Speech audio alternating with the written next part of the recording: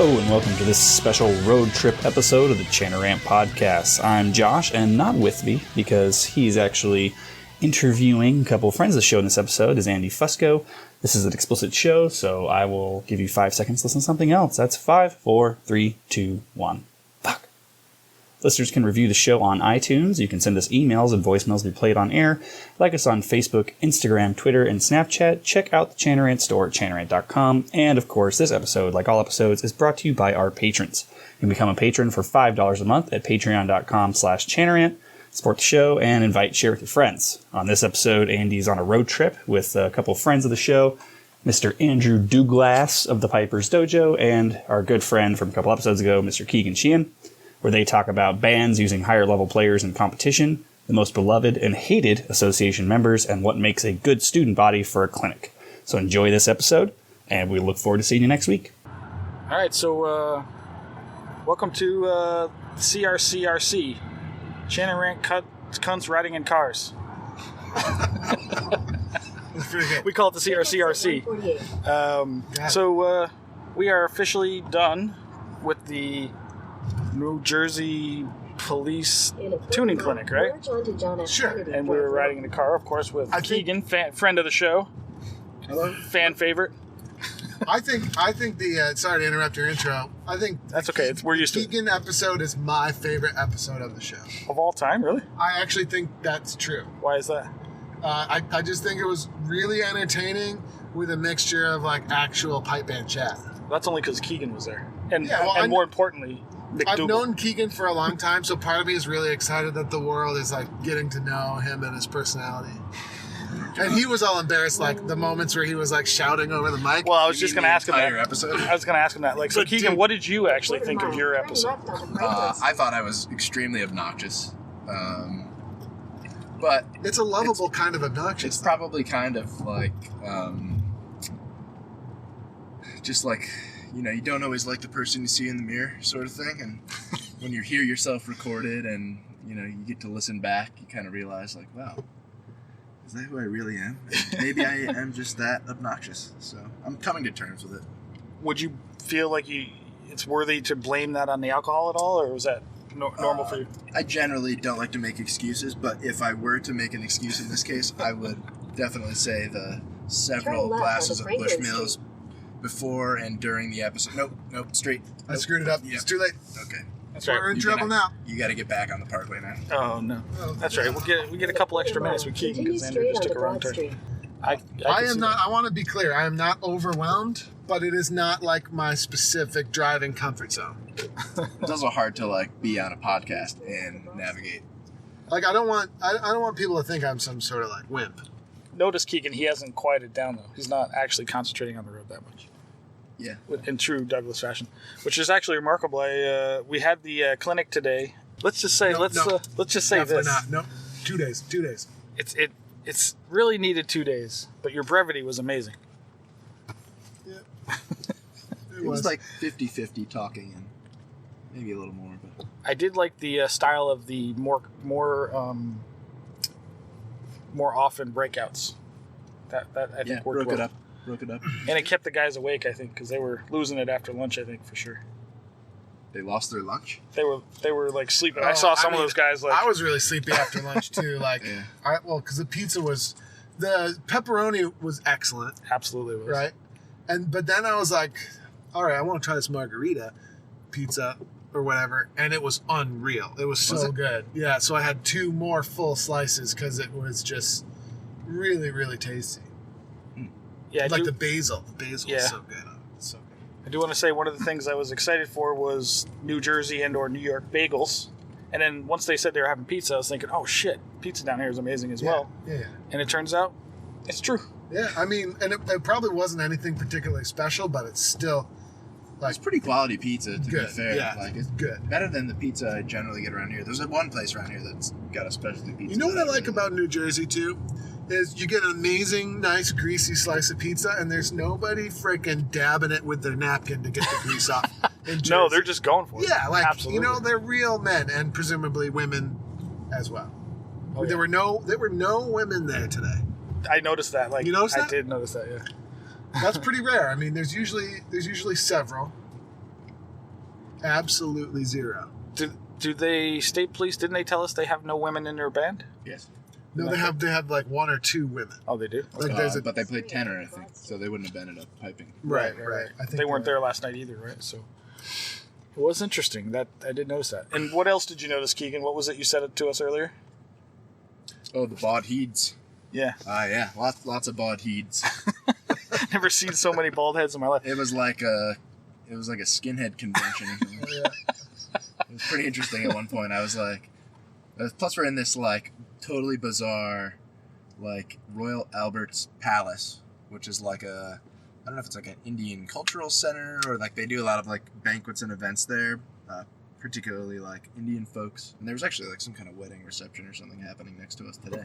Yeah, But they must have been thinking like, what is going on with these guys and the bod heads and the freaking bagpipes? So it was a cultural experience today, I would say. absolutely it was. The whitest white and the Indianest That's Indians. that's one thing I will say New Jersey has going for it. It is a good mixture of cultures, and you can actually experience a lot here, which is, I mean, maybe some people like that. I think that's worthwhile in general for folks to experience different cultures and whatnot. And you do get a lot of various things here in Jersey in that regard. Yeah, I'm up here just through this lake on the left. Yep. So Kegan, any last words before we throw you out of the car and review the... Tuck and roll, Kegan. It's been real, people. It's good to see you again. It's only been like a week, but... Yeah. Thanks for, coming and, doing the dojo gig with me again. Pleasure, as always. He is a starving I feel like college student. Did you get some good work done during my lectures? No, I didn't get it. I saw him back there on the laptop. He like, was. I think he must be doing schoolwork. Like, he's heard this a few You times. gotta go through here. You're not It's a stop sign, not a light. Oh, my bad. This Yeah, guy's good. waiting for me. See, I swear, I'm like, all right. I'm an all right guy. I'm not a danger to my fellow man. I wouldn't say overwhelmed. that. He's overwhelmed. You're an all right driver. I wouldn't say you're an all right guy. Sweet. All right, so here we are dropping Kegan off. So now we're down to 2 cunts in the car. Yeah, do you mind if I chew on some beef jerky while No. we do our show? No, go not. Go ahead. It'll be funny, I think. It's the I love listening to people like eating to a microphone. It's just so goddamn funny. my wife. It's a good way to keep my wife from listening to this. Oh yeah, she hates it. Oh, she hates it. Yeah. Are you aware of this ASMR stuff that exists? I think it's or AMSR. I don't know what it is, but Oh, is this a people- trick question to get me to say something dirty? no. You just made me remind me of it because your wife hates the sound of people mandibles working or whatever. But people are into like that whispering into your ear kind of stuff and listening to like people's mouth noises and stuff. You ever heard of that? I've never heard of that. So it's a whole thing on YouTube, especially YouTube. But so like really hot chicks will get into a microphone and just whisper into it like this. And you can hear their voices. And it like turns people on. I guess I don't know. I totally. It annoys the shit out of I'm me. not gonna say I'm into it or not. I'm just not gonna say that one way or the other. Sure, that's but fine. A really attractive, like woman's voice whispering. That sounds interesting. Really? Okay. It's not my thing. I mean, Yeah, like, I like some fucked up shit, but that's I just don't not want you one to of them. take this the wrong way, but I'm not gonna like go home and like check it out. But That's fair. I can send you some if you'd like. but I get it. Like it's a lot like that. It's a lot easier for me to get that than like people with like a dirty panties fetish or something. Oh God, yeah. So I know a person, and she will eventually be on the show. We're trying to get her booked for the show, and I don't want to blow too much of the load, if you will, too soon. But she has sold her panties before and stuff of that nature, and her bathwater. There's people that sell bathwater, like women. There's a big controversy recently about that. I don't know, 6 months ago or something. But So, wait, they'll what? take a bath, and then they'll bottle up, and then they'll sell it on the internet. And guys will buy it because they're weirdos. I Yeah. guess.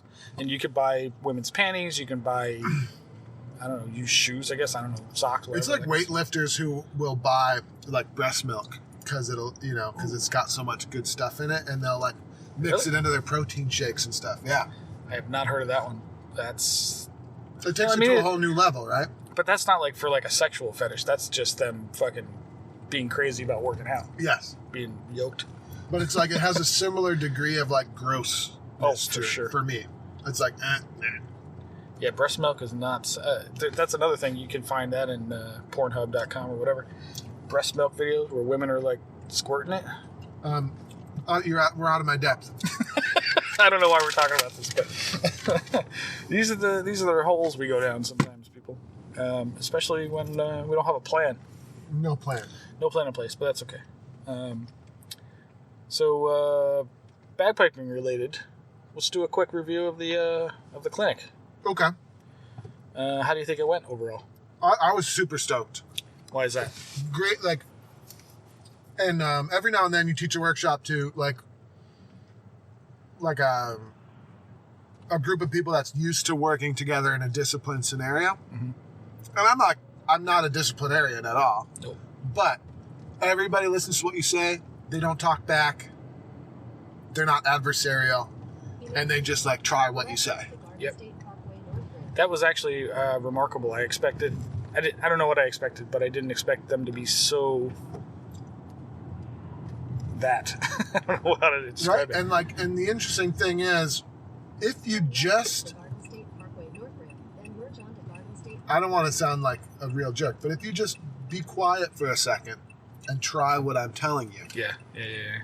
You'd be amazed how quickly you get it. Yep. And I don't know about your groups, but like, you know the blow trick? Every single person stood up, did the blow trick within 30 seconds really well. Yeah, my group was super successful at it.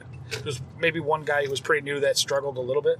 But you know how you brought it up in the clinic about people that, there's those people that give up too soon where they're like, I just can't hear it. And then you mentioned it. Look, try it 5 times, and then if you still don't got it, then ask. Right, exactly. We had one guy that sort of did that once, and I reminded him, like, no, just keep trying. Give it 5 shots, and if you miss it, then we'll stop. Right. And then he kept going, and then he, like, at try number 4, he started to find it. Yeah. And it's like, see, that's what happens. People just don't, they usually just don't go far enough. They give up too soon. 100%. Yeah. And they give up too soon, and then they need to talk about why they gave up for 5 minutes. Yes. So, like, we could have tried this 30 more times in that spiel. In the time that you're essentially just, like, surveying for sympathies. Correct. You know, it's like I am sympathetic. Like, we've all been there. Like, we've all struggled with tuning. But the more time you spend talking about it, the less time you can spend just workshopping it and like, actively getting your hands dirty and trying to figure it out. Right. This guy, to be fair, did not do that. He just said, I can't hear it. And he just stood there. I'm like, no, let's just try it again. And I walked him through a little bit, and then he got it, you know. The other thing I noticed that was really interesting that almost never happens, maybe in civilian groups, I don't know, is that when we were going around the circle doing the blow trick or whatever the various things we were doing, everybody else was standing there paying attention. They weren't talking. They weren't just wandering except around. Except for you and Kegan, everyone paid attention the whole day. It was great. Well, yeah, but I've heard the spiel 17 times, so...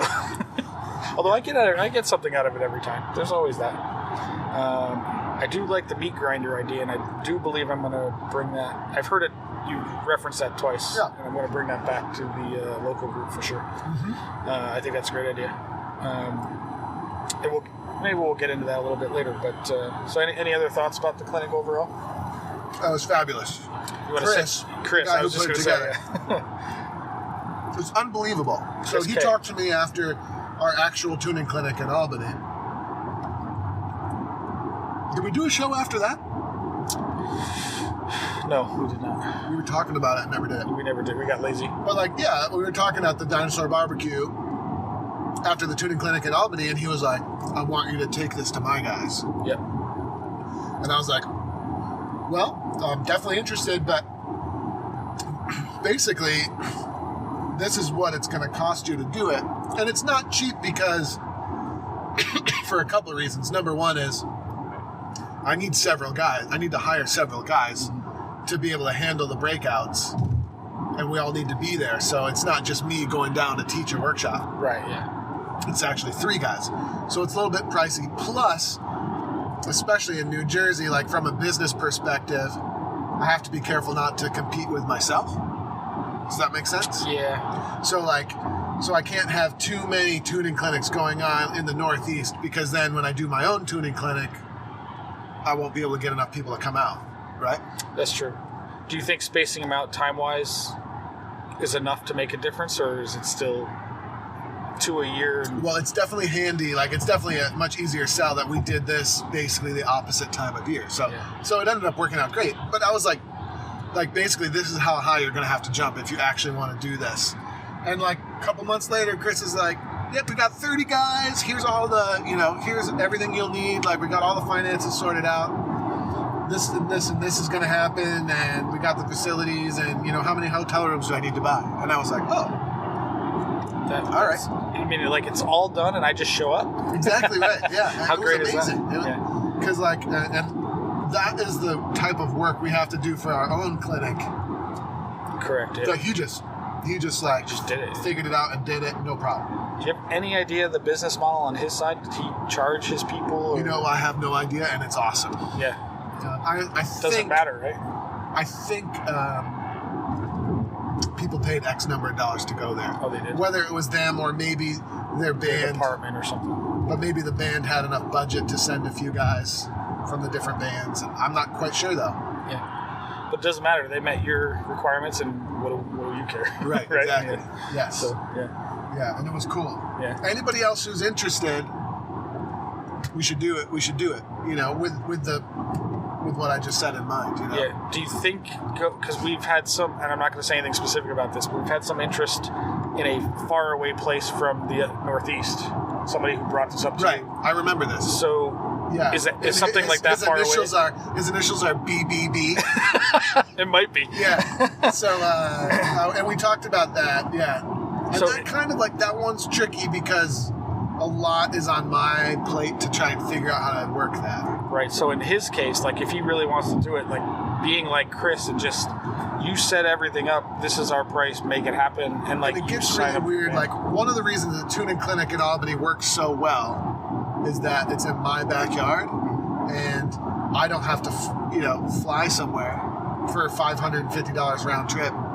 And then, you know what I mean? Yeah, that adds a lot to it for sure. It adds financial and it adds logistical, nightmares on top of what's already logistically really tricky to do. Sure. Does that make sense? Absolutely. So that's the problem we had with that and probably why it fizzled out. It's also where Chris was just such a superhero. He's like, there's basically no logistics. Here's the address. I put it into my Google Maps. You and I chatted on the way down, and that was that. Yeah. By the way, how did I miss? I thought we were wearing buttoned-up shirts today with collars. How did I miss the memo of not that? Did I say that? Yeah, we were texting 2 days ago, I guess. You're like, I need to talk to Chris, but I think we should wear tucked-in shirts with collars because these are policemen. Yeah. And then you're like, I texted Chris, and he was like, nope, totally casual. And I guess I just never told you never passed that information? Yeah. All right, that's fair. But you look good. I mean, as good as I can look. But. Yeah. And by far... No homo, but you look good. Well, by far the most... Did you guys used to say that in high school? Oh, definitely. No homo. Actually, no. I think I'm. Which is this day and age. That's really I regret ever having said something like that. I want to go on the record. Okay. Why is that? Because it's it's not PC. You can't say homo anymore, basically. Can't. Yeah. All right, I'll leave it there.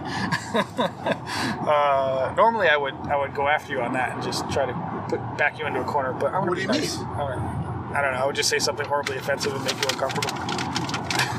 Yeah. But we'll leave that out. We already did the whole bathwater thing, so. Yeah. And we've tried to do that to you many times anyway. So you've learned to successfully navigate the Chanter Rant landmines generally, and so is Joe Brady. You're two pros at it at this point. I want you to do you. Well, I'll give you that. But I'm okay with that not being me, Yeah, absolutely. Yeah. Hey.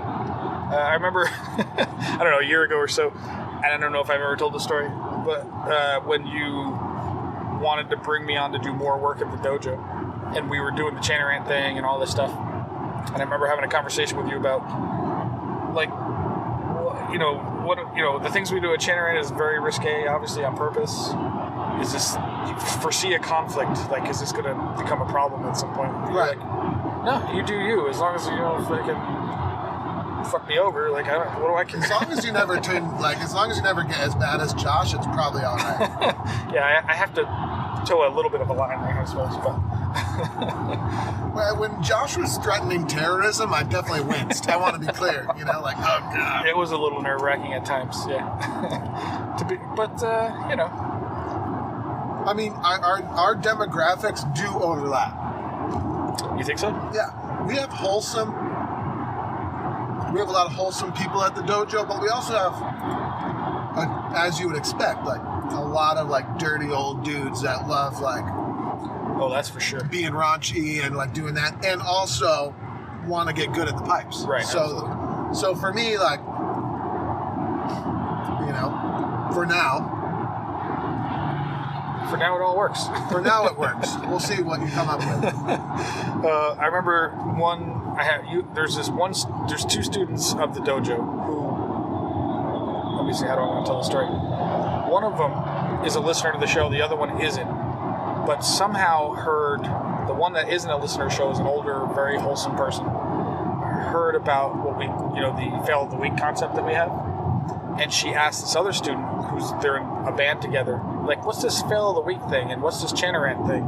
And this other student was like, yeah, like, you're not going to want to listen to this. Like, stay away, trust me on this one. Right. And she's, so every once in a while, I'm like, oh boy, this person's listening, oh, here we go. Right. And, it works out though. I think they know we're just lovable jerks, hopefully. I am this might get weird, so cut me off, but like, I am a passionate believer and supporter of all free speech. Okay, why would this get weird? Josh is going to love this. Just because it's like, because it's a little bit philosophical, and this is supposed to be like an entertaining show. That's right. But I love all free speech, whether I agree with it, whether I think it's funny, whether I find it offensive, whether I disagree with it.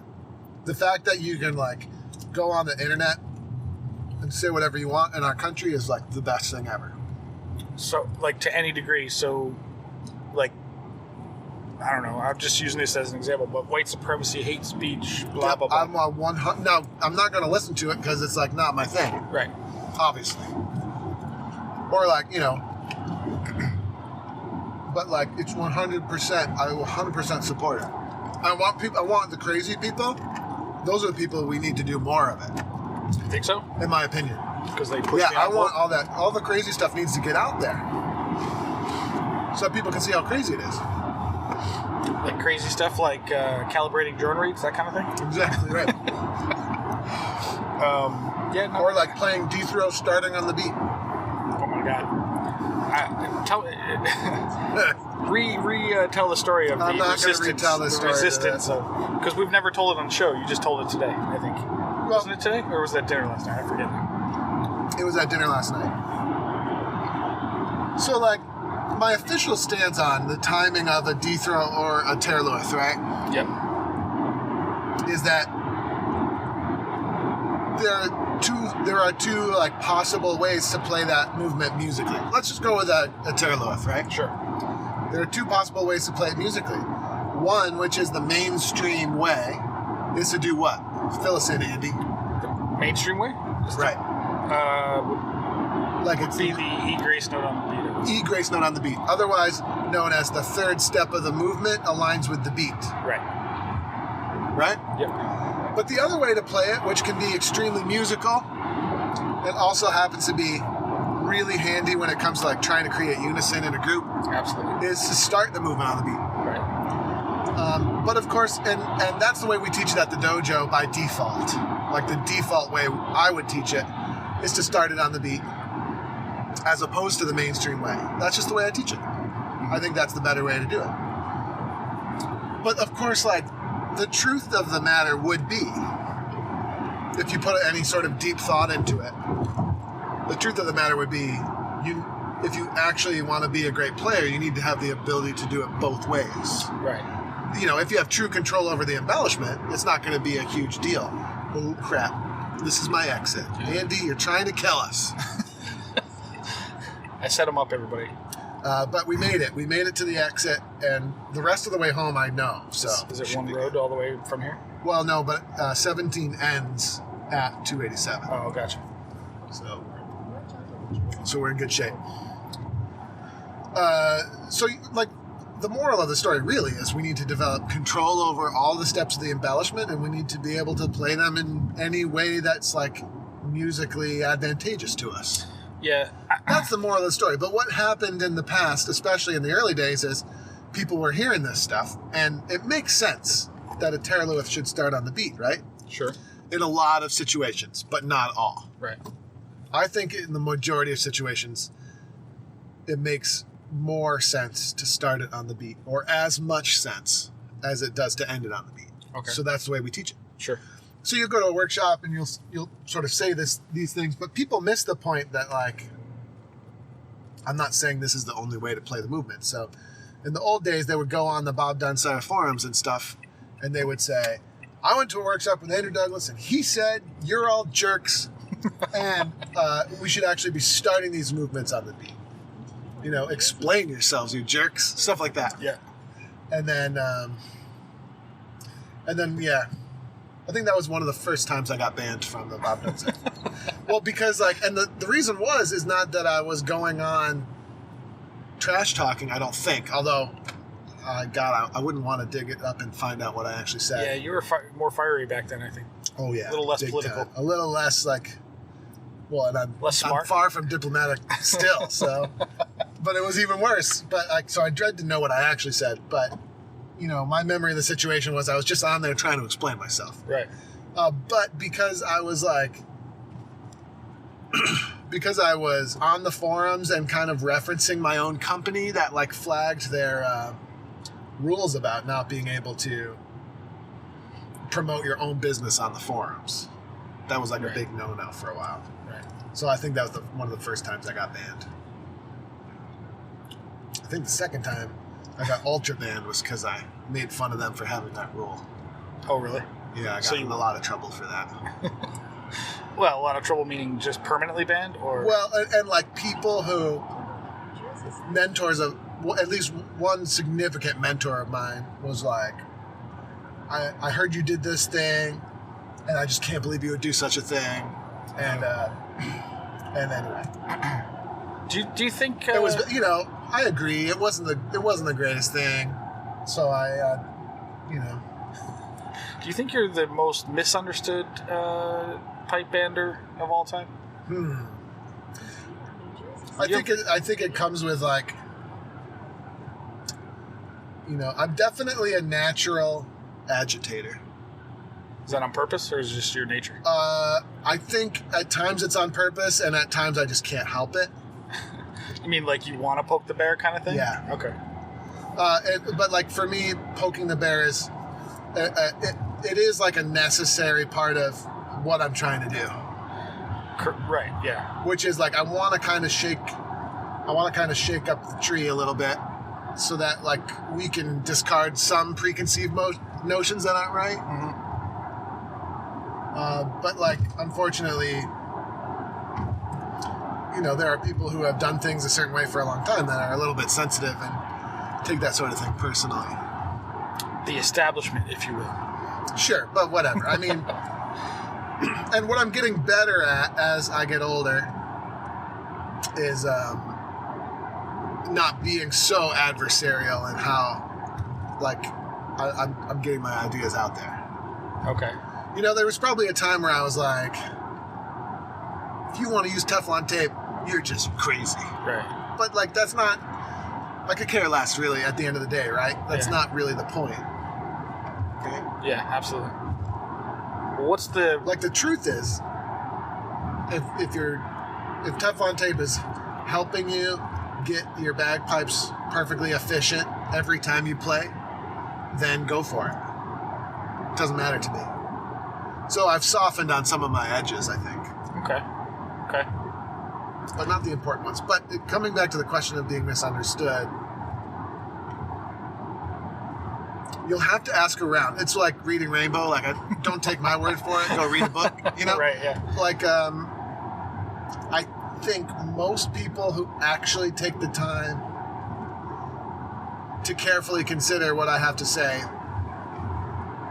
like what I'm saying. Okay.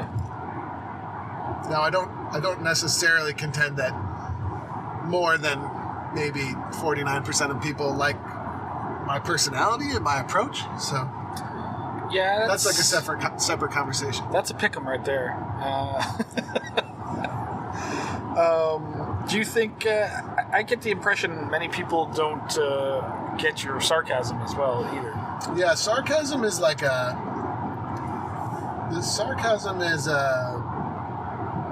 I think it's like a defense mechanism. For you? Just in general, in general, right? yeah. But definitely for me, it's like a defense mechanism. So, and it comes from when you know you're right. But you're trying not to be so aggressive in stating your rightness. Right. So you're trying to like play it off. And don't get me wrong, I don't think I'm always right, but in the moment, I always think I'm right. Right, of course. You know, like it turns out in many situations, I wasn't actually entirely right. You know, but like the sarcasm comes from, at least in the moment, quote unquote, knowing you're right. Yeah. And but dealing with people who especially in a teaching scenario, people who think they know better, even though you thought about that 10 years ago and it's not correct. Right. So I don't know. It's a weird thing though. Yeah, and I'm very sarcastic because. And we spoke about this, I think, before on the show, right? Oh no, on our long form thing. Oh, is that what it was? Remember? Yeah. No. Yeah, so sarcasm is also a way to, when you're in a teaching scenario, it's also, if do correct, in the words of Mr. Miyagi, right? If do correct is a really effective tool to reduce somebody's ego and preconceived notions, right? Reduce the student's ego? What's that? Reduce the student's ego? Yes. Interesting. Okay. I was thinking of it's more of like a sort of a break the tension sort of thing, or just to break up the. Oh, I don't know if it necessarily breaks tension, Andy. Well, it certainly sometimes does not, especially when it's delivered by you most of the time. Yeah. But you know, I mean, like, you know what I mean. So you'll be in a situation where your job is to get people to play better. Sure. So, you know, you're not necessarily a teacher. You could be a pipe major or a pipe sergeant, and you're in a leadership position, and then somebody challenges what you're saying, right? So I think there's a right and a wrong way to challenge your leadership, but what I'm referring to now is like the wrong way. Are you cold or hot? I'm warm, but I just think the air was like blowing on the mic, that's all. Yeah. So, you know, sarcasm can be a useful way to kind of like reduce that ego wall that gets put up. You know? Gotcha. But it's probably not the best way. Sure. Or could be, I don't know. Well, I guess like a good stand-up routine, it's all in the delivery, right? Right, and timing. It is a delicate balance, and like you're also, especially, it's a good way to test what kind of reaction you're going to get. Sure. Like somebody who's really there, ready to actually learn, they can handle it. You know, and like a lot of people aren't ready to, you know, publicly display any kind of weakness. I think that's what it is, right? And so a little sarcasm can be a great test to see if they can handle it or not. Right, yeah. And if they can't, you have to you got to throw more softballs for a while until they can. Right, yeah. Like, you know what I mean? It's like anything. It takes a while to establish trust with people.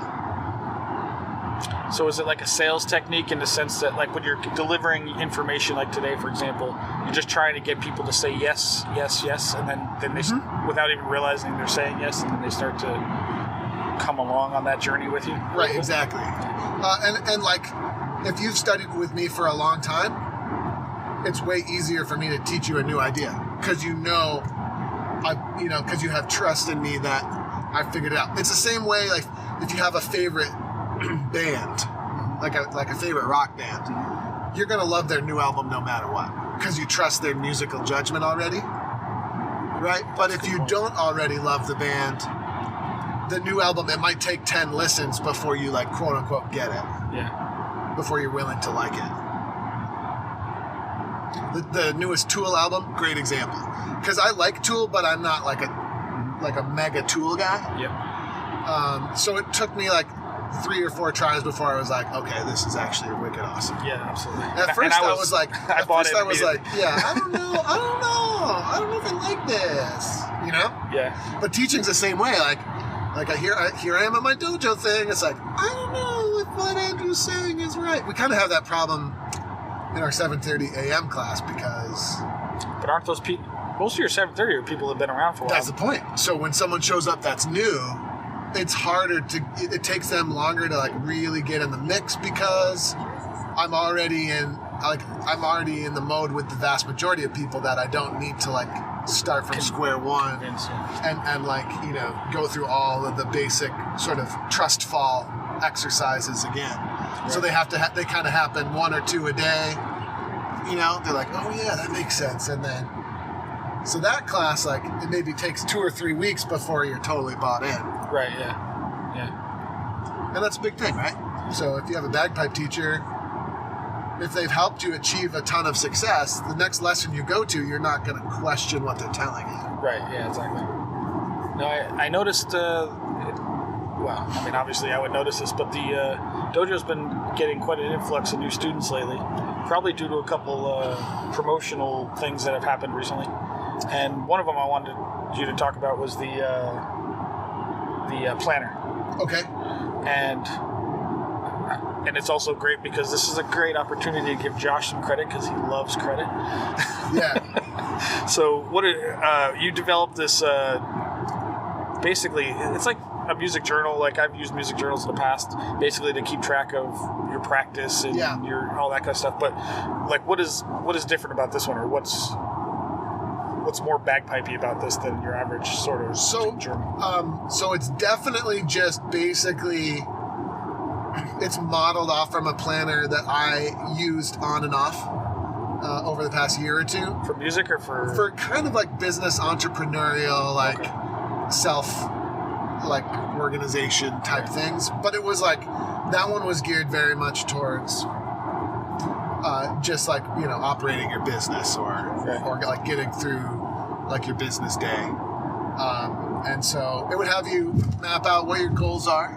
We do that in the planner too, and then more detail about the goals, and then each day it would have like essential things you need to do every day. And obviously that would be a great tool for a piper, but we needed to like change some things. So, and that's where, well, some of the layouts, the idea behind it was, I assume, mostly designed by you, but the actual layout was Josh helped you with, is that correct? Well, yeah, so I gave Josh what needed to be on each page, and then he laid it out.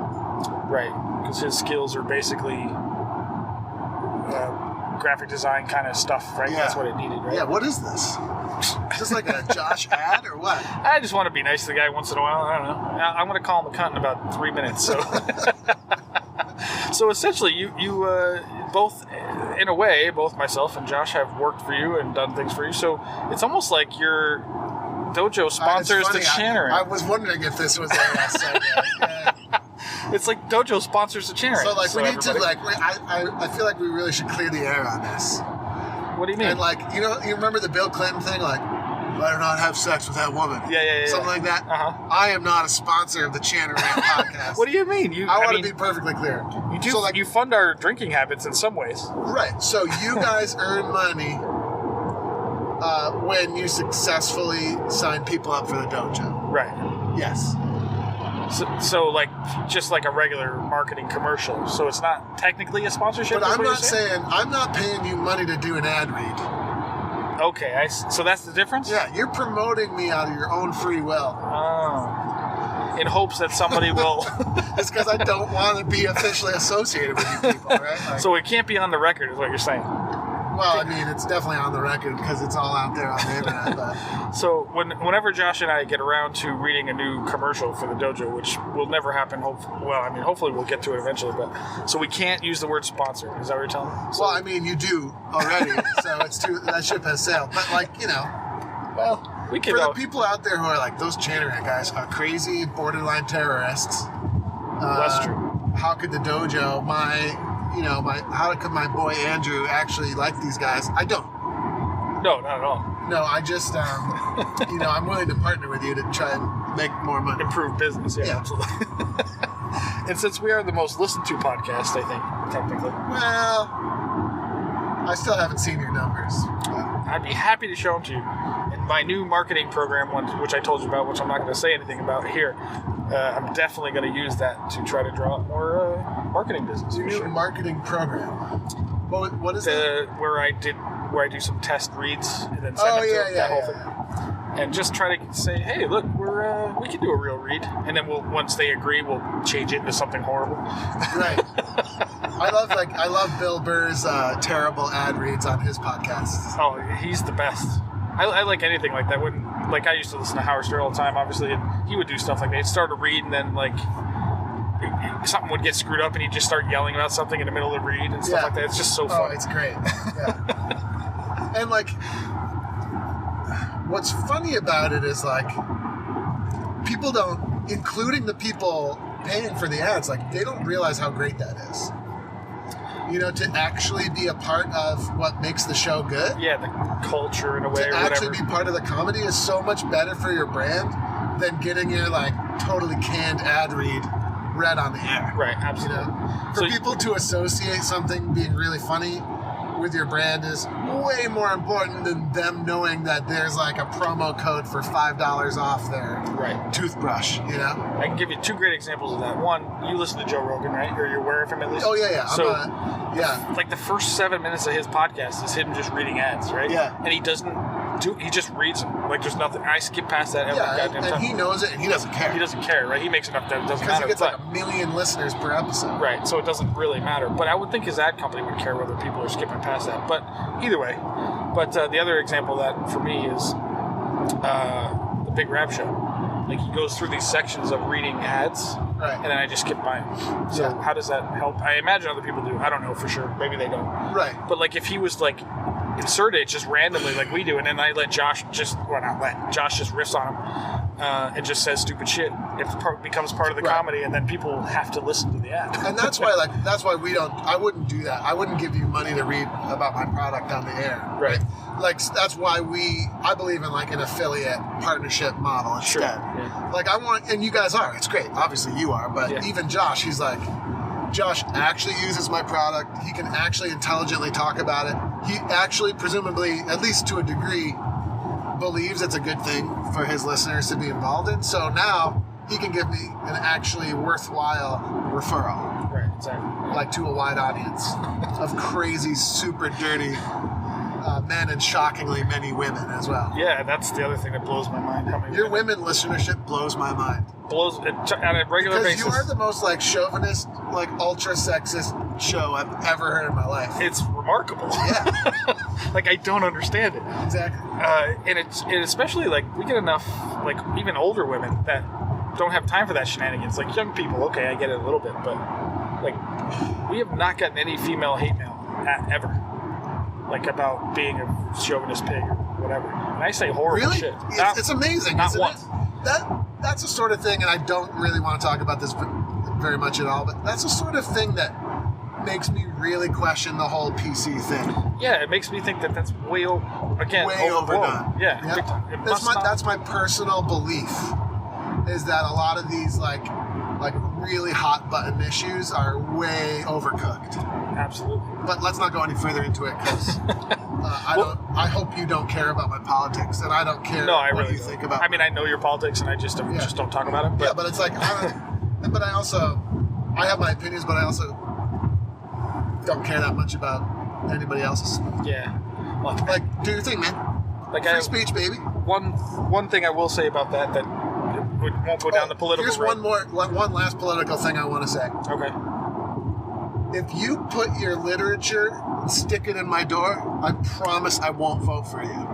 Oh, you go the opposite way no matter what. Oh yeah. Oh really? If you put your shit on my property without asking me first, or at least shaking my hand, no vote.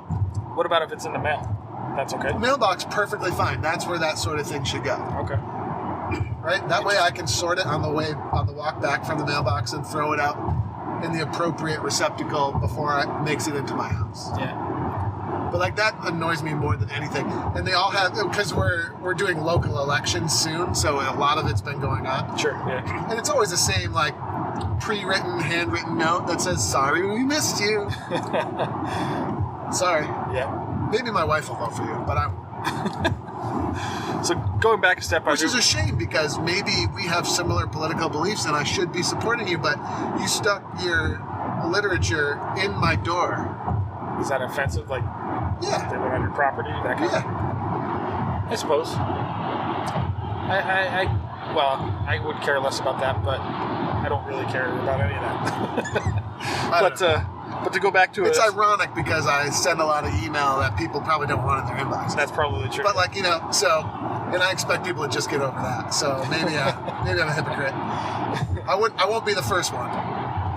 But to go back real quick to a thing you said when we first started the show, and maybe the second episode, we didn't know what it was going to be until we started to do it, and we just lost our minds, right? Yeah. And I remember thinking, because of my concept of what political correctness was going on in the country or whatever, I remember thinking, oh my God, we're going to get destroyed. I remember thinking that when I was listening to you the first couple times. That's what I'm like, and then nothing, and nothing, and then nothing, and nobody writes. I mean, we've gotten some people that are upset over certain things we've said, but it's more like... Well, what's funny is and it's not funny, I don't want to make light of this very serious situation. Okay. But when certain people got upset about certain critiques... Right. From certain competitions. Okay. It's so funny, that is what people get upset about your show. Yeah, of all things, the shit we say, that's what about the fact that Josh threatened to kill children in a school? No hate mail. Not a one. And then they make a clear joke about something as mundane. As one of the best bands in the world, having a drum score that Josh analyzed. Josh doesn't even. I mean, if he knows what a quarter note is, I would be surprised, right? And he's critiquing one of the best drum corps in the history of the world, right? Which is so obviously intentionally ironic. I don't know. You think he was serious? I just don't think Josh is all there in the head. Oh well, I mean, are any of us really? But I'm sitting at a bar one day. Uh-oh. And you know the story. Do I? I was in the middle of this scandal. Oh yeah, okay. Now let's not talk about it anymore. Well, no, I'd like to hear your side. You don't have to use any names. No, I'm not going to tell you my side. But can I tell your side? Because I know the story. You can't tell my side. I don't want to talk about this. Okay. But Josh literally threatened legitimate acts of terrorism on more than one occasion. I forget why he did that.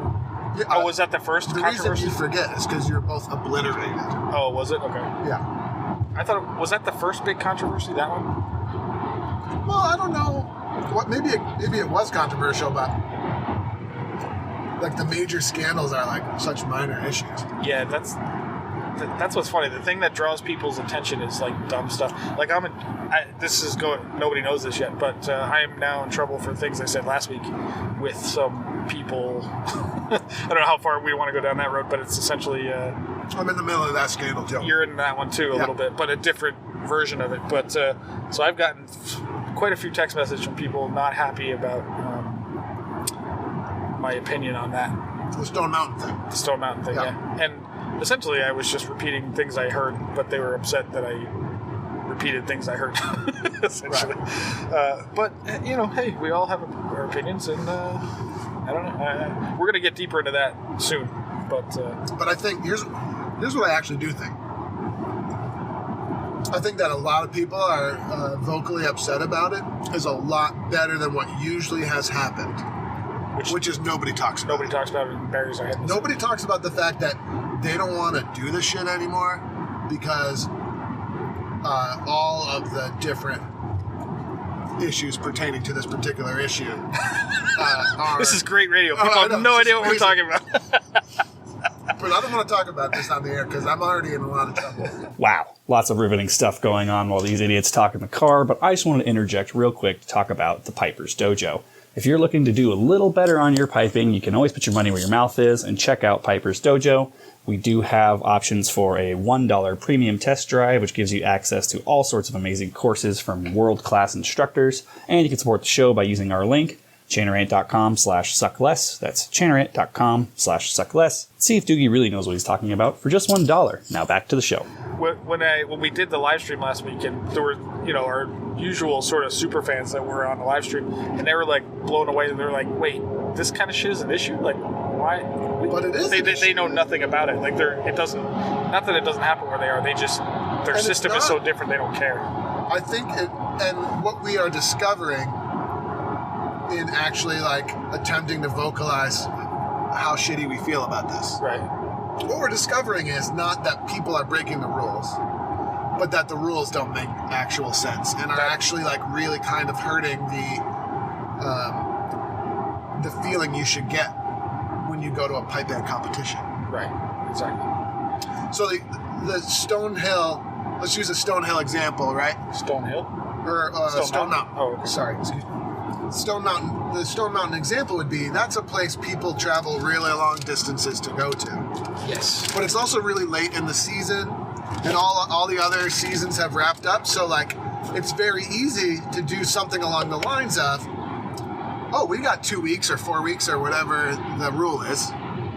We got 4 weeks in between events, so like, let's just do a whole bunch of roster juggling, so we could put out like a really great band on the field."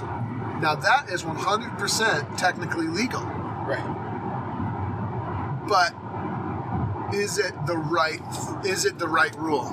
Does it actually make sense for what we're trying to do, which is presumably build a stronger and stronger culture and population of pipers that want to get together and compete and raise the standard?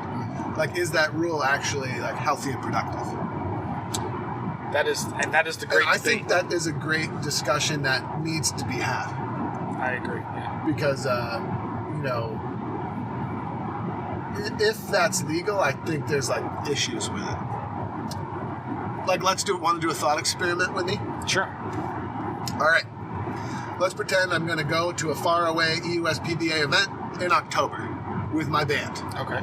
Let's say, hypothetically, it's a grade 3 band. Okay. It doesn't matter what grade it is. Nah, let's make it grade 4 just to make it ridiculous. Yeah, let's do that. All right, but I know a bunch of guys from like a grade 1 band who want to have a great time in a faraway Euspba event. The season's over.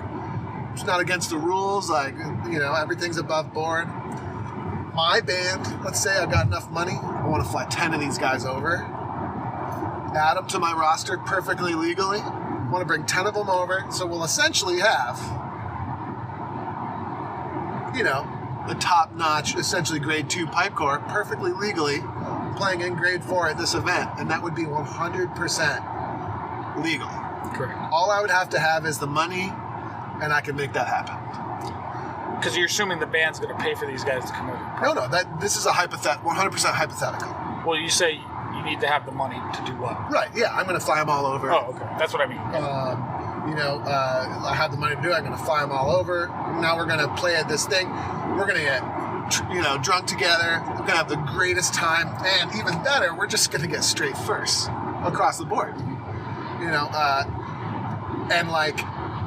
That would be hypothetically 100% legal, and everybody I'm competing against should be okay with it.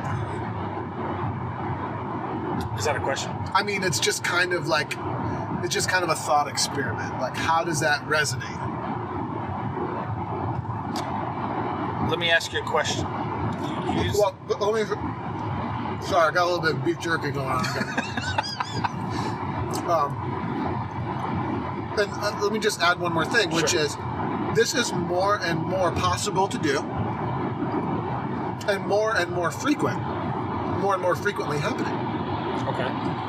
Like, for example, Big Rab came over and played with whoever at Stone Mountain, right. Which, as far as I could tell, was 100% legal. It was, yeah. I don't think the band that had him in was at a huge advantage because he came and played with them. Like, I don't think any of that's true. Right. My point being only that it's extremely possible and normal now for this kind of thing to happen. Right? And I go and play with Inverary. I'm okay with it, like, ethically, because Inverary's at the very top. So, that's the name of the game. Sure. Is how great can you make a band. Playing up is one thing, playing down is another. Exactly. And actually, Rab emailed me. He was, again, Rab gets very hurt over things sometimes, but he brought up the point to me. He's like, well, he thought people were complaining about him, and I said numerous times, I've told him numerous times, it wasn't you.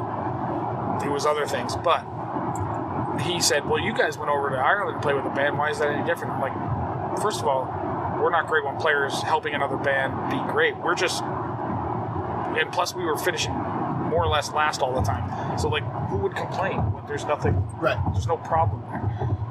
It's the perception, even if it's not real, the perception of grade 1 players playing down to bolster a band's results potentially. So playing up is really not the issue. Well, and it's, when Oran Moore merged with the Stuart Highlanders back in the day. Sure. That was a hot topic that they dealt with swiftly. Who did? Euspba? The RSPBA. Oh. So I think I remember some of that. They dealt with it swiftly. We were up in grade 1 without any sort of like notice of any kind. We just got a letter. You're in grade 1 now. Because what had happened was, and I don't personally have a problem with this, but it was weird because we were like, our intention was to merge and to like try a year in grade 2 to, smooth things out. That was what we were trying to do, but people in the UK, by understanding, this is all hearsay, but people in the UK were upset because a grade 1 pipe corps was joining another like borderline grade 1 pipe corps to like form like a much bigger band, and people were like, it would be unfair for them to come over here and just win grade 2. If they did that, that would be pretty upsetting. So they dealt with it swiftly, and they were like not a fan of the idea. Sure. Because like, and I totally get it. I totally get that logic. But we don't seem to like, in the Euspba, we don't seem to have like those, well, we do. Like individual people are upset when this kind of thing happens. But like technically, it's becoming more and more common, I think. Right. Like just juggling things at one-off events to try to gain an advantage. Right. My argument is not that it's illegal. I just wonder if it's like detrimental to what we're trying to achieve in the long run. Right. Let me ask you 2 follow-up questions. Okay, I'm ready now. That was a 5-minute... Try to keep your answers brief. That was a 5-minute quick add-on. I meant to bring a buzzer so I could shut you off after like 60 seconds, but... That's fair. That hurts that you said that, but I totally understand. But 2 questions. So 1, in your first example, you said, all right, I bring 10 guys over, blah, blah, blah, blah, blah, right? Yep. What if it was 4 guys? Okay.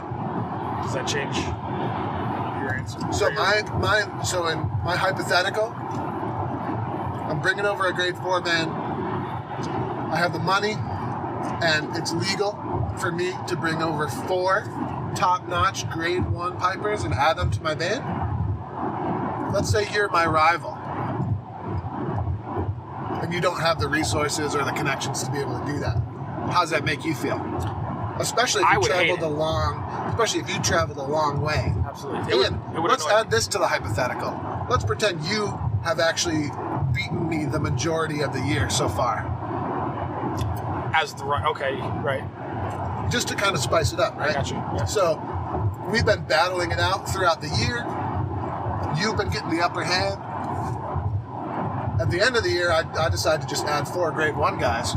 And sure enough, I go in there and we smoke the whole field. Right. Do you think And I want to be clear, this is just a hypothetical. Oh, 100%, yeah. But I'm trying to get to the point of does the number matter? So is it 4? Is it 2? Does it make a difference? So does 4 grade 1 players in a grade 4 band make a difference? 4 grade 1 players in a grade 4 band? What do you think? I'm asking the questions. I don't have to answer it. 4 would make an enormous difference. I'm making a point.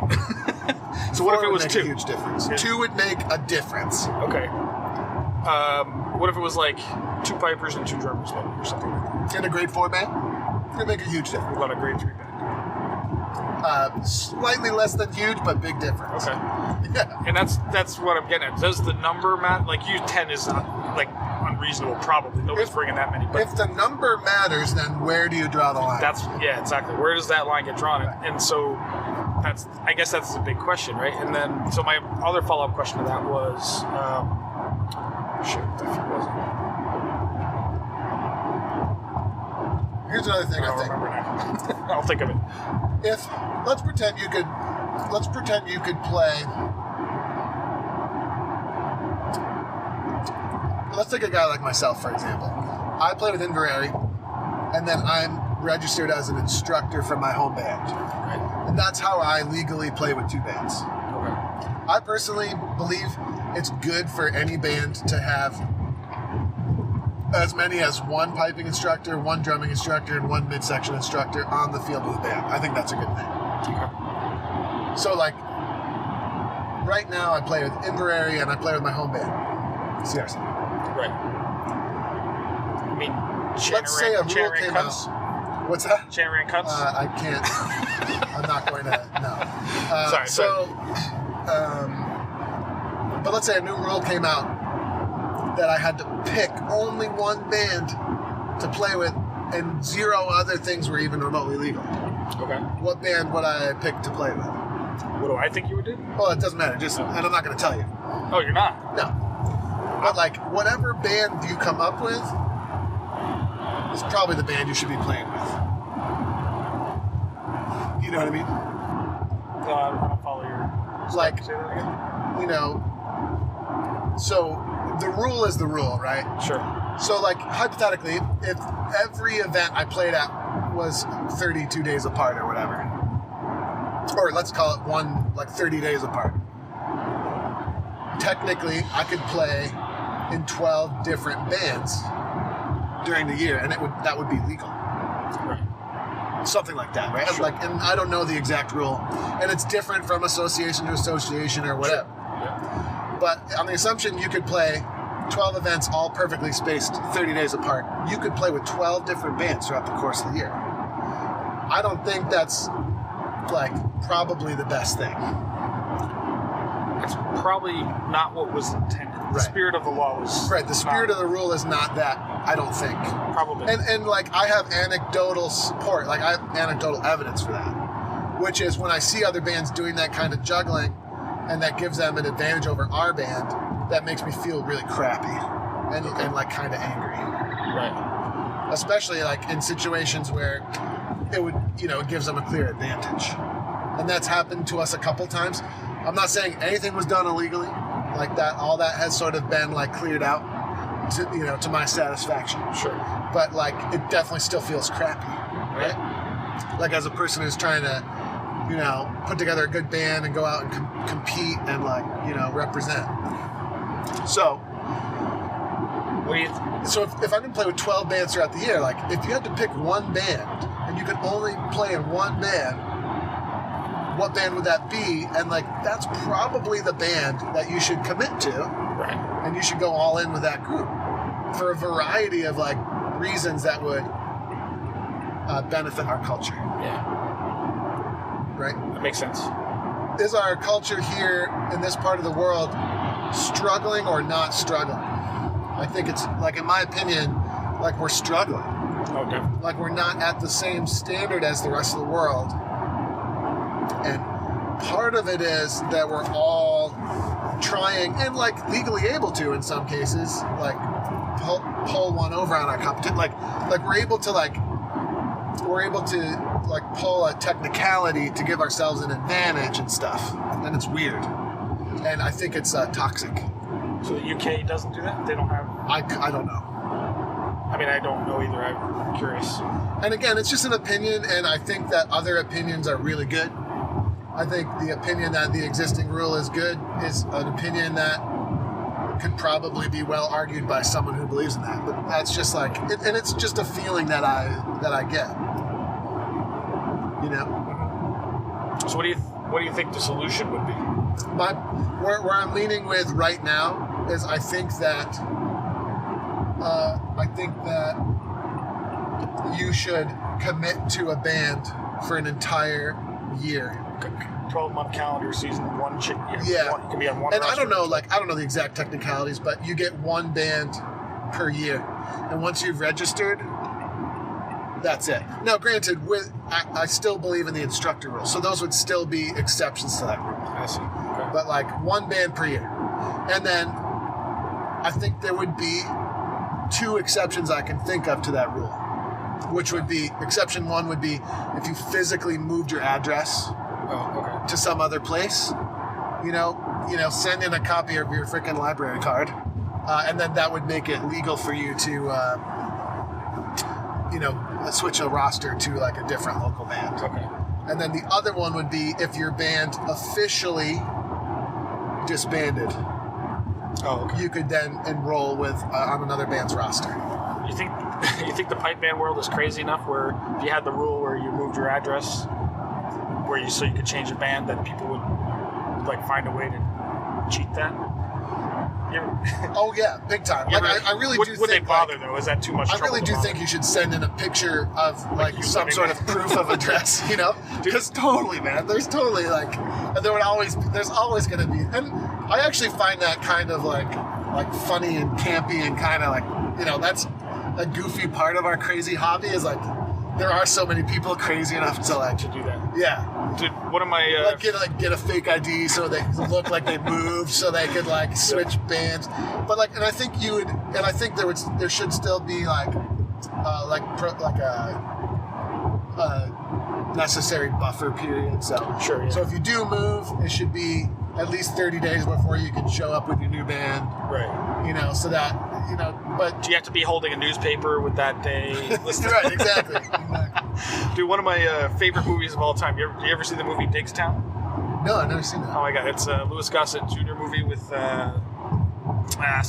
some other guy, I can't think of his name, James Woods, and it's about boxing, but about like being shady boxers. So he places this bet, and the bet is this guy's got to fight 10 guys in a 24-hour period and win all 10 fights. Okay. And so the guy setting up the bet, who's like the bad guy in the movie, he moves this arch enemy of this boxer into his town and then falsifies the documents so that it looks like he was living there, because they have to live within the county. Oh, totally. And so it just makes me think, like, would people go to that extreme? Yeah, it totally would. But I think that would be like more entertaining and it'd be hilarious if they went that far. Yeah, but see, I think that would be good, and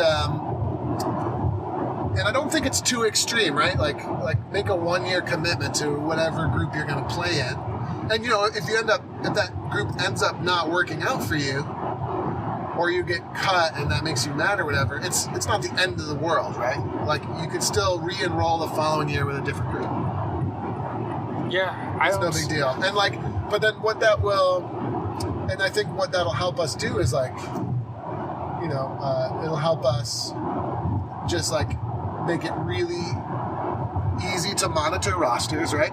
Like by such and such a date, your roster will be finalized, and that's the way that it is, right? Like an open enrollment period, right? Yeah. And then now your roster is what it is, and it makes it easier for, it makes it easier for top bands who are crushing everybody to not be scrutinized for any sort of funny business, right? And then it makes it a lot easier for a lower grade band to just go focus on them and not actually feel like they got screwed. That's a big thing. Everywhere I've competed almost my entire career in pipe bands, right? If you don't win, you always feel like you got screwed. Or maybe not you, but a large contingent of your band is oh my god, if the judging panel was blah blah blah, of course they won, blah blah blah was on the panel, and definitely did. Oh, of course they won, they juggled 3 guys from their grade 4 band down to the grade 5 band so they can, and these are real, and people might roll their eyes, but these are real feelings people have. Oh, definitely. I've seen it, heard it. Yeah, and we don't, there's no money in this, there's no actual real prestige, there's no fame, really. So we're all going these long distances and putting all this time into things, and unless you win, you're walking away feeling screwed. And that's bad for our community. Yeah. And I think that, and I've experienced that around the world. Because I've played bagpipes in a lot of places. And I've experienced that around the world. So like, and I kind of personally think simple ways we can figure out to reduce that feeling is the name of the game. You know, for example, I totally agree with Jack talking about how there need to be considerably more judges at the Worlds. More judges per event, you mean? No, like instead of the Worlds being like the Worlds MSR being judged by 4 guys, it should be like 16 guys. Oh yeah. And not because like the judges that are there aren't great, but because that's a super easy way to drastically reduce the feeling of that you've been screwed. All the shenanigans, yeah. Right?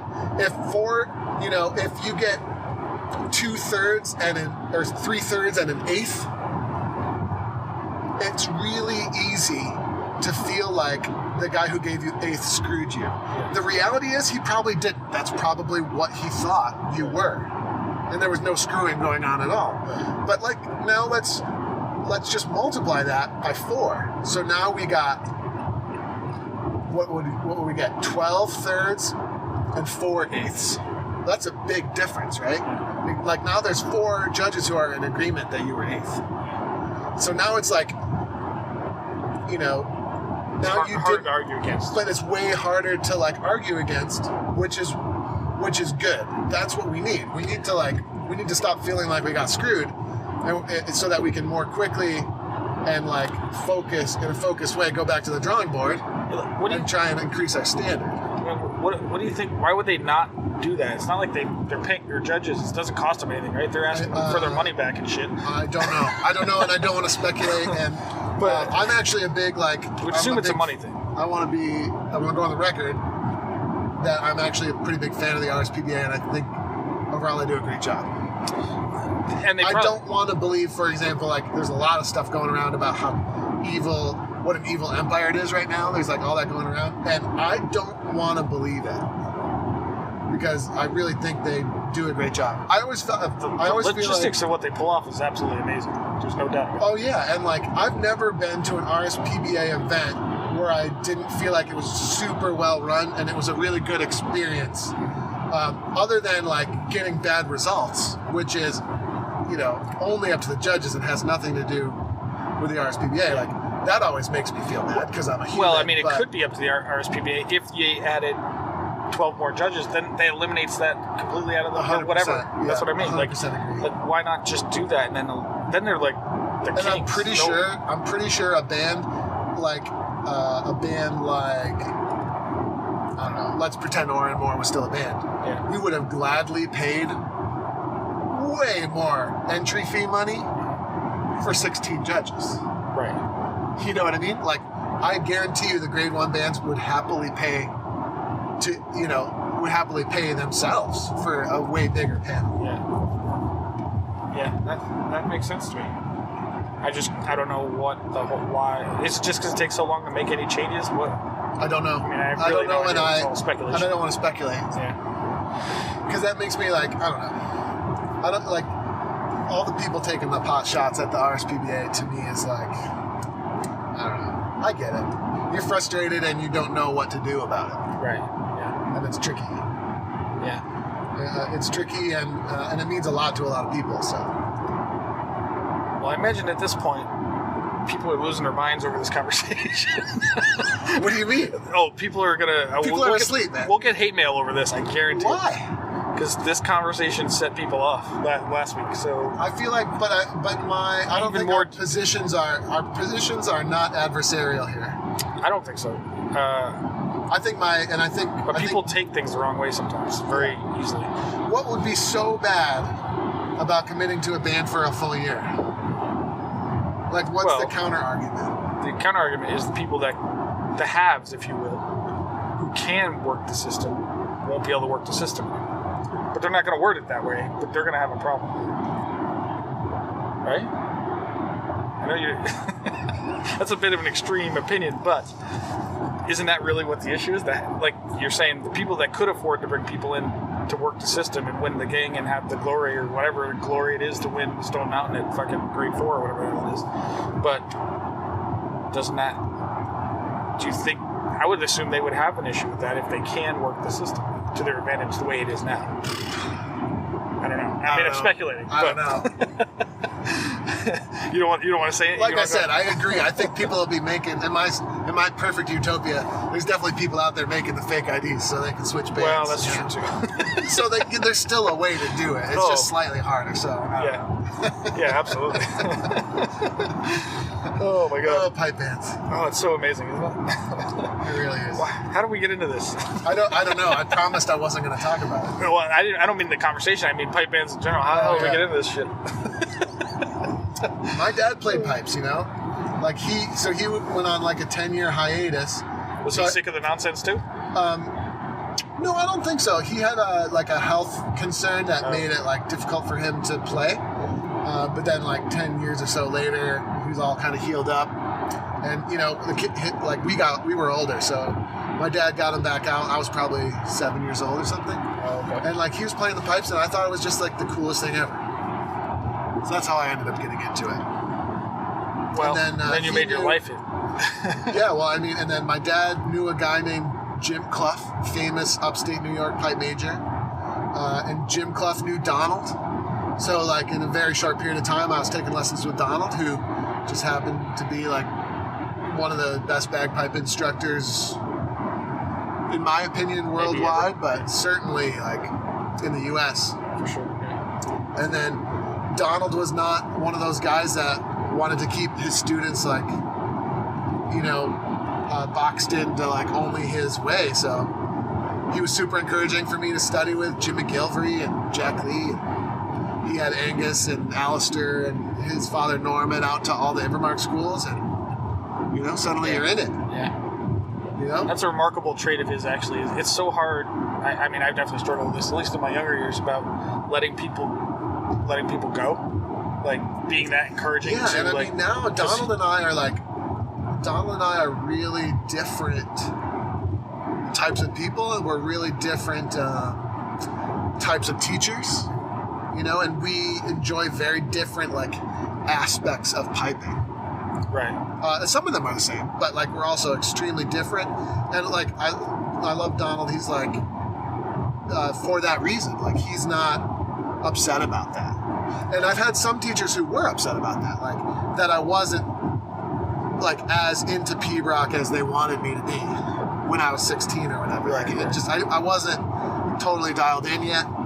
And, like, I had instructors that were super upset by that. And then Donald was always just kind of like, he just wants to see you love the pipes and get a lot out of it. Right. So Donald must be, I've actually never met the man, he must be amazing, but you know Andy Adams, right? Yeah. He actually, when I was working that clinic with him recently, he had mentioned that absolutely, hands down, his favorite person in pipe bands is Donald Lindsay. And he's a drummer, and I don't even know if he played in a band with him, or I have no idea what his relationship is to him. I mean, it would be interesting, like, top 5, like, best people in piping.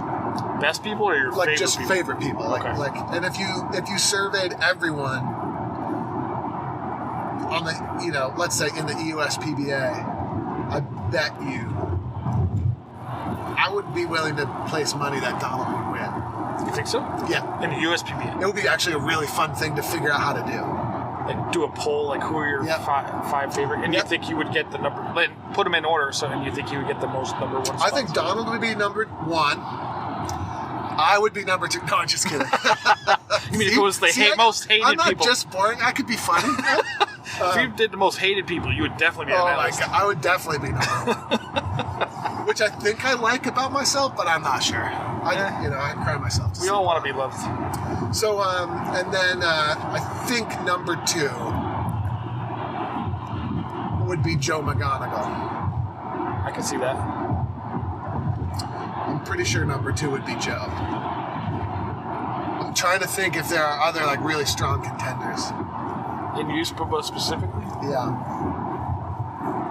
I'm gonna go with. There's some people that, yeah. Who would you think would be on the list? I don't know Euspba enough to be honest to be safe, but I would. Sure. Any names come to mind though? No. Like, here's a couple more names that come to mind. What's for that guy that runs the school, the Air Force guy?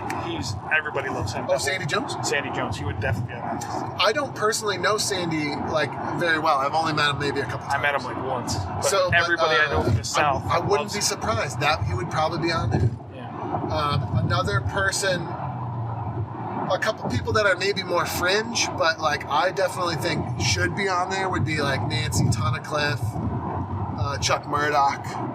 Yeah, no, none of these people.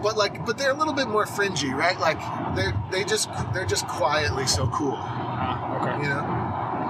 Yeah. I don't know. That's an interesting question. Ken Eller, even though he's not technically like. Yeah, Ken is absolutely. But he's absolutely got to be on the list, I bet. Well, he's Ontario, though, right, or whatever. Yeah, but he does so much here anyway. He would probably still be on the list. Like, Ken's probably on the West Coast too. Everybody loves him out there. I think if there was a worldwide survey, I bet you Ken would contend for the top spot.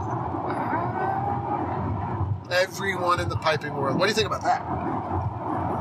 You mean this is a cool. I love conversations like about that. him.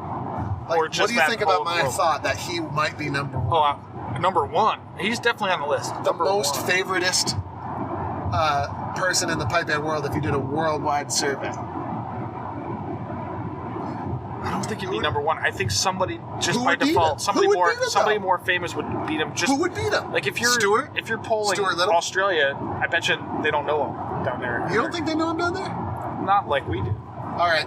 Maybe But I bet you like Stewart or Jack's going to win that. Stewart or Jack are definitely going to be on because there. they're so insanely famous. There's no doubt Stewart and Jack are going to be on there. Plus, they're great guys. Those two guys are great guys. Yeah, you're right. Stewart and Jack are definitely contenders for worldwide favoritist person. Absolutely. Huh, who would be the other two, do you think? Because it's not just like best. That's not important. It's like people that actually like you. Like they genuinely like you. Right, exactly. I'm going to say Joe Brady. F that guy. Geez, I don't know who the other two would be. Another person in the USPBA could be June Hanley. She's a very definite contender for at least top 5 for sure. Interesting. And I'm missing, for all those people out there that I missed, that I'm not thinking of because I'm driving and it's like, I'm really sorry. I'm going to say West Coast. I'm definitely putting. So Euspba. Len Wood on the list for sure. Len Wood. People love Len. Do you know him? Yeah. Because he played in Atlanta for a long time. Yeah, I met him in the Atlanta workshops a couple times. And, like talking about people that are just beloved in that association. Yeah.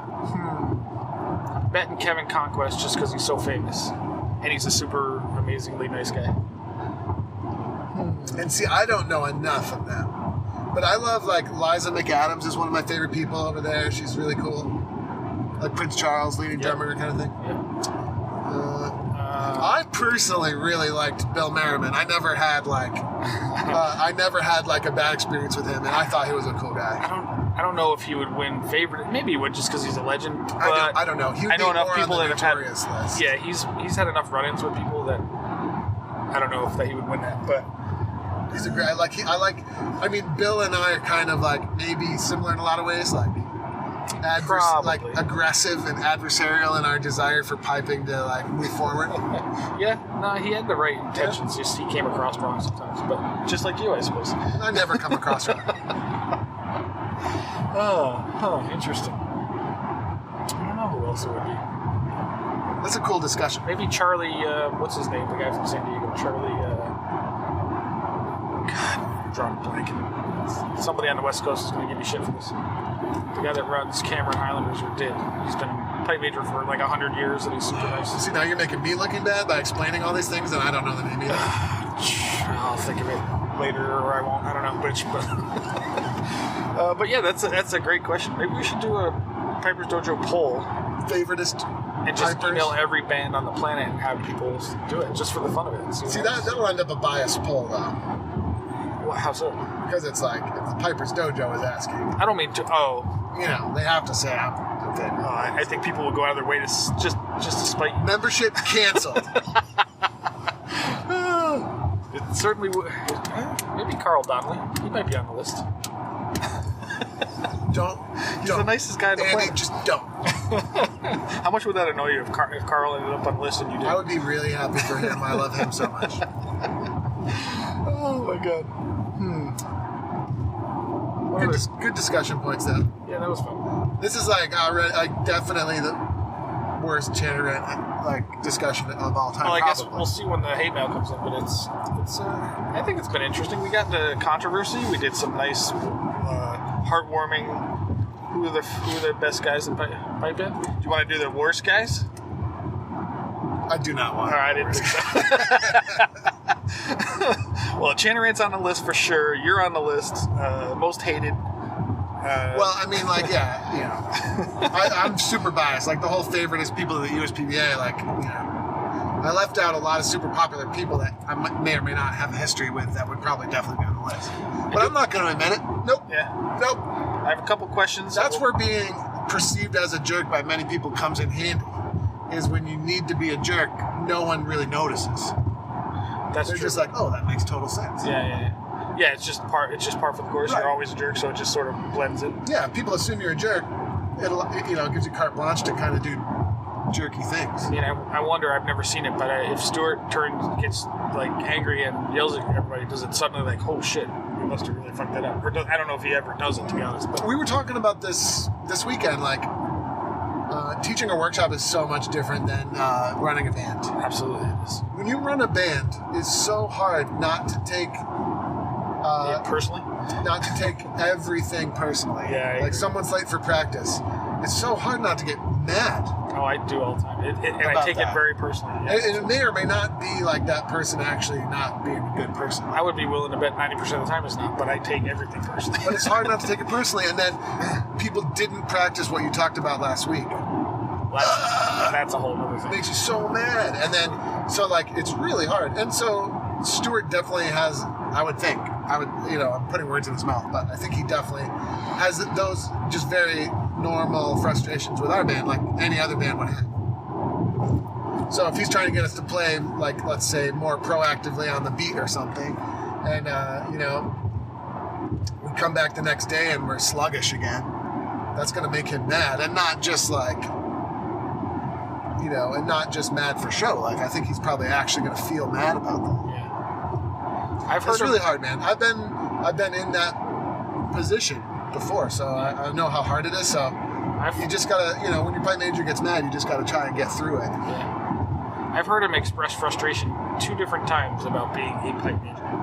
Once when he did an interview with us when he came to Vegas, and then once we saw you at the Worlds in 2017, and we were doing the whole under the bus thing. Yeah. And you and him were just talking, and I was just chatting with him, and he sort of expressed how insanely difficult and frustrating it can be to be a pipe major. Right. Yeah. Just in a general sense. Oh, yeah, man. He talked about the one thing he specifically said was like,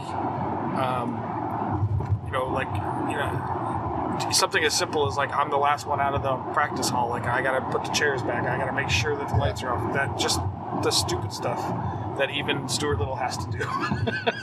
Yeah. Or I mean, what do you think he? Do you think he thinks about? I mean, he's got to be at least in the last 15 years, maybe not so much in the last few, but being the most talked about person in piping probably in the last 10 years, say. So wait, say the question again. What do you think he thinks about that, or if he does he even realize his fame and or infamy, I suppose? He doesn't seem to. I would think he's aware of how much of people's attention he has for sure. But it's always different, like, to be in that position, right? Sure. And so, as a fan, it's always different than like being in it, right? Yeah. So like, I think there's pros and cons, but yeah, I think he's he's generally totally aware, and I think he loves getting better and better and like continuing to work on his craft and continuing to learn and try new things. But I do think he loves I think he's super motivated by how many people want to listen to what he's doing. If that makes any sense at all. Yeah, absolutely. Yeah. So that leads me to a couple follow-up questions, and then maybe we'll take a break or we'll read this out. I don't think a break is necessary. I think we've been on for like 4 hours. Well, no, I was going to say we can either close it out or go on break, and we'll decide later. But we'll read them both as if we're doing it. And then, so I have a couple follow-up questions for you. That one is, who is your favorite piper, soloist, if you will? Okay. Currently. All right. Like from the angle of, pushing boundaries, amazing player, whatever really gets you off, but like you love to listen to. It's tough. It's tough because I don't know. I have a love-hate relationship at the moment with listening to other pipers. Why is that? It's like I'm struggling. Like it's the Glenfiddich, for example, right? All those guys are friends and or idols of mine, but I can't listen to it, man. Why? It's like, it's just too many years of the same thing you've been listening to. I've played a lot of solos to a fairly high level, right? For a long time, and like I just like the excitement for me is just not there right now. Like another MSR. I got you. And like in that particular format, it's like a double MSR. Like, do they play each tune twice through? I think, right? They do, yeah. And it's like, oh my god, why? Other than it's a technical challenge. It's doubling like my personal thing. But I mean, if I sit down and listen to it, you have to marvel at how great people are playing. Right. But I do kind of agree with some of the critics in that it's not interesting enough, and like we're kind of alienating a lot of our potential audience. 5 minutes of tuning time, and then we're going to play like very controlled MSRs, each tune twice through. And it's just, and then the same with the P-Rock. It's like, it's amazing playing. I cannot play that well. I wish I could. But it's also very controlled and very safe interpretations of tunes. And, and so it's just hard for me to like really dig into that. What about what these guys do outside of like Glenfiddich? Right. So that leads me to, a guy like Stewart, and Ali Henderson is less well known, but I've gotten the chance to like hear him play quite a bit more. Those guys are definitely my favorite types of players I actually want to turn on and listen to. Right. What about like the Lincoln Hiltons of the world? I think Lincoln's amazing. I'm ultra jealous though. Why is that? Because he's just like, because I'm also a composer. I'm also a composer of like good music, and sometimes, his shit just totally, I couldn't have thought of that and done that. Gotcha. You know what I mean? Yeah. So I'm a little bit jealous, but like gotcha. Setting that aside, wicked good. Yeah. Anytime he comes out with a new video, I click it and I listen to it. Yeah. And you were used to 9 times out of 10 I like it. When you used to do that kind of stuff, maybe, he just really took it and ran with it, but you'd write a tune and then sort of put some background, write your own background music. Exactly. And my issue is always like, my issue is always I never finished anything really. Right. So, and I just don't have the patience and attention to detail that Lincoln clearly seems to have. Like, it's so polished. Oh my God. It's so good, right? And I was just never that. I was just like, oh, this is a cool idea. Like, let's record it, multi-track it, throw some drums on it, and, whatever. And then I think it sounds cool, and that's about the end of it. Right, yeah. So, if who would you recommend take these guys that were at our clinic this weekend? Like, if one of them asked you, like, who should I listen to? What would you recommend me listen to for a solo piper to enjoy and to model and to get better and that kind of thing as a listening experience? That's a tough question. Like, what are your interests? If your interests are like becoming a great competitive piper, you got to listen to Callum. You got to listen to Glenn. You got to listen to Finley. Listen to Glenfiddich, man. Yeah, exactly. Those are your guys. Yeah, but I'm putting you on the spot. You got to pick one. Oh, one? Yeah, you got to. So if your interests are competitive piping. Yeah, like I want to get better at playing pipes. I'm sorry, Glenn, but you gotta if you had to pick one, you have to listen to Callum. Okay. That's fair. And so solo pipe in Callum's got to be the best. Maybe ever, but I don't know. I never heard, like, you know, I heard Alistair Gillis, and he was incredible. You heard him live? Oh, yeah. Oh, really? I knew Alistair pretty well, actually. Took lots of lessons with him, and got to hang out with him a lot. So, yeah. All right, so then that leads me to the last question, potentially. But then all-around solo piper, if you had to pick one, it's got to be Stuart, right? That's what I would think. Yeah. And that's one man's opinion. Because he more or less does it all to an insanely high level. Yeah. So no matter what you want, you're going to get it from him, more or less. Right. So, because he does the showy stuff, and he can do the insane P-Rock, and he can do the insane MSR, blah, blah, blah, whatever. Yeah. So, last question. Well, unless I think of something else, but last question, important one. Sort of along the same lines. It's not going to be some dirty question that you're sneaking on me, is it? No. Okay. We don't do that sort of thing here. We're a legitimate news show here. Okay. If somebody came up to you and asked you for recommendation, you know, like, hey man, I want to get better at sex. What porn star should they watch? Oh my God, Andy. I'm out of my depth. No comment. All right, who's your favorite porn star? Come on, there's got to be something. No. Ah, Jesus. You want to talk to me about that? Huh? Well, I guess figures. We always ended in a bad way.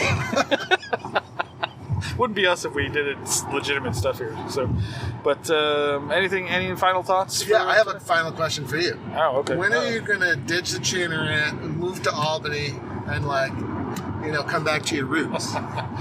Because this is I'm working on this. Your listeners should be like, and Josh especially. I want him to get, because, you know, if I make more money, I'm gonna start making you offers, man. Like, what you want to hear my honest thoughts, and I'm willing to talk about this on the air just because it's honest thoughts. So, like, I've been thinking about it a lot this week. You know, like, I mean, 16 mil. Well, plus endorsements. Not even a question. But I have thoughts that sort of relate back to you. Tom Brady's. Oh my God, wouldn't be a question.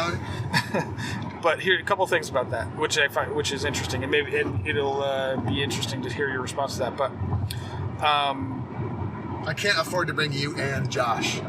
No, of course. But actually, why not? Why not, right? Josh, but, he can learn drums real quick. You guys can record in the. Well, no, you can't. But part of that was I was thinking. What's her name? Dilly. I don't want her in my office. Oh, Dilly? Yeah. No, that's Josh. Hold on to that. So part of that would be, somebody actually asked me this. Would you continue the show? And I'm like, I assume so. You could do it over the internet. Why not? Right? Yeah. And but then I don't like your internet interviews. I don't either. But the delay makes it not natural. There's ways to do it, though.